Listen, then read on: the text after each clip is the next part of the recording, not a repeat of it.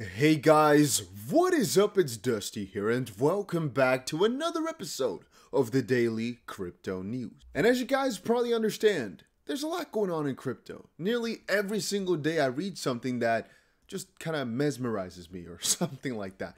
Well, today I think one of the most important announcements to make is that the Ethereum Merge is actually nearly here.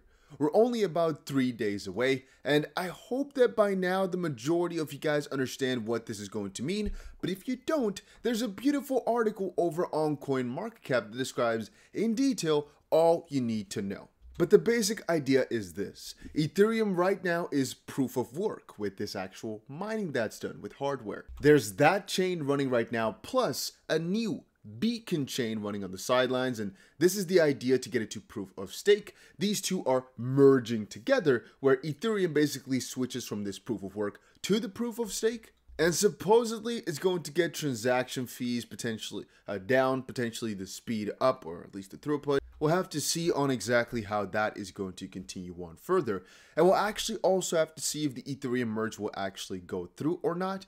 But as far as it's gotten right now, it seems pretty set in stone that this is actually going to happen. You can read a little bit more about the exact details of when, for example, this new chain started and whatnot over in this little graph of the path to the merge. But I think it's quite clear, right? Two things are merging together, and from then on forward, Ethereum is going to be proof of stake. Having said that, if you're wondering what to watch out for next, well, Elon Musk's got you covered. There's a couple of very important things happening, one of which being the inflation and obviously the interest rate data over from the US.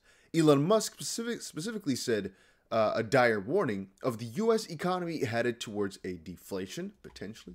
You can see right here, a major Fed rate hike risks deflation. And obviously that's happening at the FOMC meeting where they cover the interest rate, happening in about 9 days from now. Even before that though, we have ourselves the actual inflation numbers up in about 2 days from now, depending on when you're watching this video. But yeah, it's going to be the September 13th. We're going to get the inflation numbers over from the US, will most likely be quite crazy yet again. And actually, today as well, we have ourselves the daily close.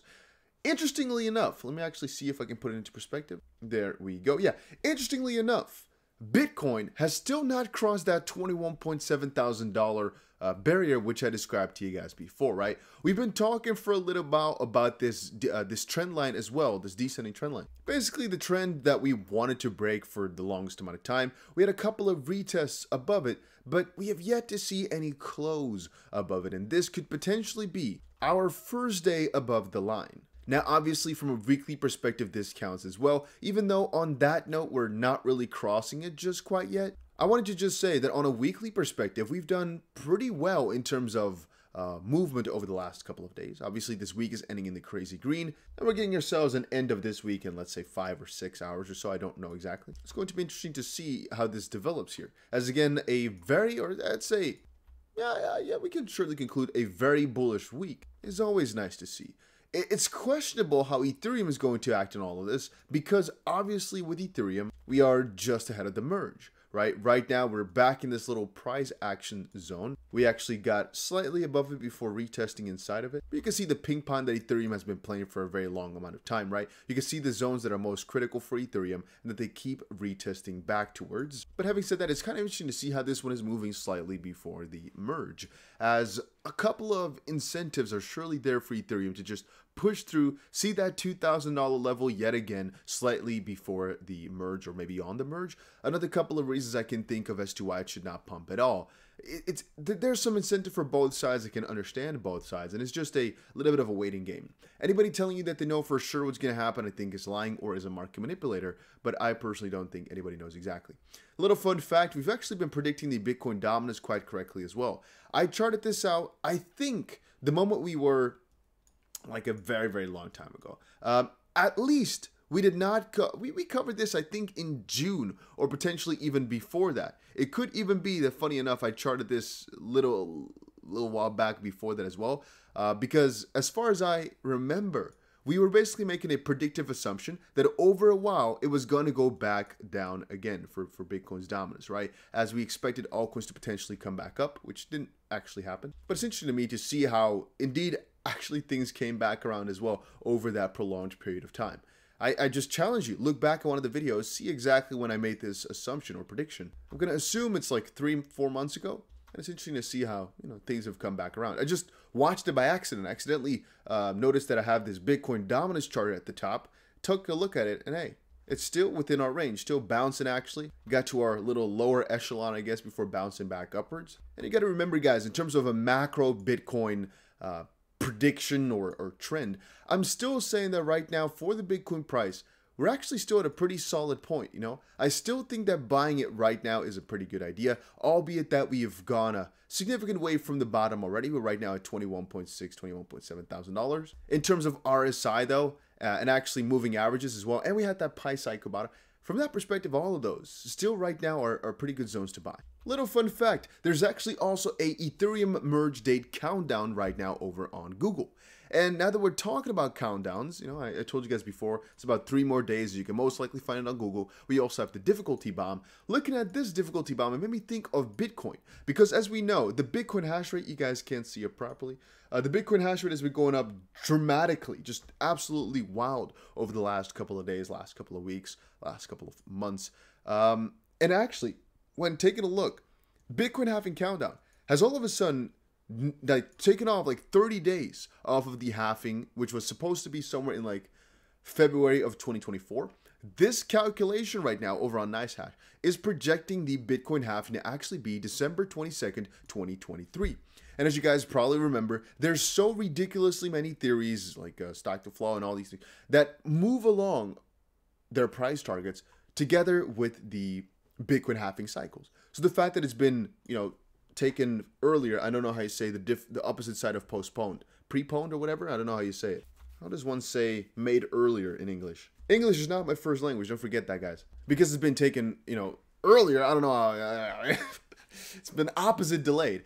It's going to be interesting to see how the price is going to react to something like that as well. Overall, at the end of the day, does all that stuff matter? It's debatable. More than 500 million new consumers might buy crypto by 2030.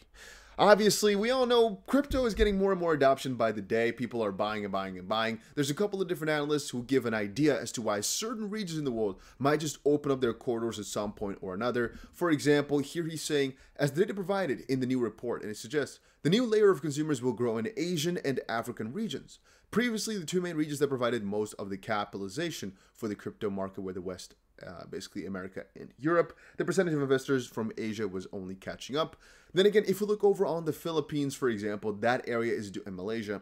Those areas are doing absolutely wild in terms of crypto adoption. And we're also seeing a lot of endeavors like that through Ripple. But that's also, I think a lot of that has to do with the fact that a lot of banking solutions over in that area, we just recently saw with the Monetary Authority of Singapore, I believe. Just basically a lot of these central banks over in the Asian region. And a lot of the banks generally, like for example in Japan, they're really progressive towards crypto, and they know that through partnerships, potentially, or just working in this region, they can get a lot done for their country, potentially, for their bank, potentially, just they can get a lot of stuff done. So they're more, I guess, likely to develop in that area. We, for example, got this news that Singapore's largest bank makes their pivot to metaverse with the new Sandbox partnership, which I personally think is also massive.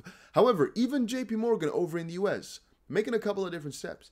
JP Morgan continues Web3 hiring spree, now focusing on payments. I directly think of things like XRP, for example, for cross-border payments, but then again, continuing a Web3 hiring spree, and then focusing on payments, now I'm thinking more so in the Ethereum or DeFi realm. And that's actually what they say. JP Morgan continues Web3 push to bring TradFi, traditional finance, products into decentralized finance as it advertises a new payment-focused position. The position requires some technological background in crypto knowledge. No official crypto education is necessary though. As crypto-related job postings soar, universities have had to create new crypto-related programs. And I also wonder how that's going to turn out over the next couple of months. I'm even thinking of opening up a couple of courses, maybe for free, maybe paid. I don't know yet how much work I'm willing to put in or who I'm willing to hire to actually help with the content creation. But I'm thinking that's so important. I've had a friend, I guess, how do you say somebody? Somebody I just met, but I thought was pretty cool. It's not a friend yet. It's like a person I know. Let's call it that. Come up to me, and he basically talked about his job and what he wanted to do. And I'm thinking, okay, what are you good at? Because he wants to work in crypto, potentially. He doesn't really know because he doesn't know crypto that well. And I'm thinking, okay, go watch some YouTube videos about how crypto works. But they always come back. And even in my own family, I see this. Okay, so what do I learn? And that's actually one of the most difficult parts about getting into crypto. It's not knowing what you don't know, what you might want to know to need to know more, sort of. It's like you need a couple of different basic steps to understand what you need to look into. I can, for example, look at the Ethereum Merge debacle and think right now, okay, a couple of different steps that you might want to learn about is, for example, what is proof of work? What is proof of stake? What is a hard fork? Maybe just a couple of key concepts about, or how does a validator work, or how is consensus reached? Pick something, but it's just concepts that you start to understand after you get a general idea. Personally, I think the best thing to go for is just grab a couple of articles like what is Ethereum, what is Bitcoin, and kind of go from there as you know more and more keywords. But I think it's very important that this education is continued on, and it's happening. But I think personally that as more and more banks also start to set their foot into the door, more and more universities and more bigger institutions are also going to prioritize getting themselves this curriculum out there, because more and more banks want to hire somebody with also like a minor or whatever in that field. At least it sounds logical to me. That eventually to get a crypto type of job, right now it's like, just come over. It's the same thing that I think it was, let's say a couple decades ago with computers. You didn't really have to prove you knew how computers worked with a degree because, well, if you knew how it worked, they know pretty quickly. Right now, if you go to your job interview, for example, if I go to the job interview that talks about, for example, they want a crypto fund manager, pick something, right? Okay, fund manager, then I can understand why they'd want something. But let's say anything crypto-wise. I personally don't ever look at degrees when I hire somebody or look into hiring somebody. And I don't really know anybody that does, except for some odd positions, like, for example, an accountant or so. Even as a crypto accountant, you kind of want him to know his stuff.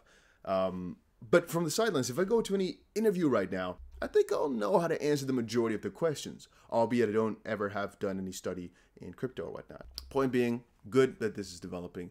I have so many more articles, but I think I'll just split them up into separate videos. The biggest question of today, though, how am I going to title this video? That is the most important question, because I have absolutely no idea.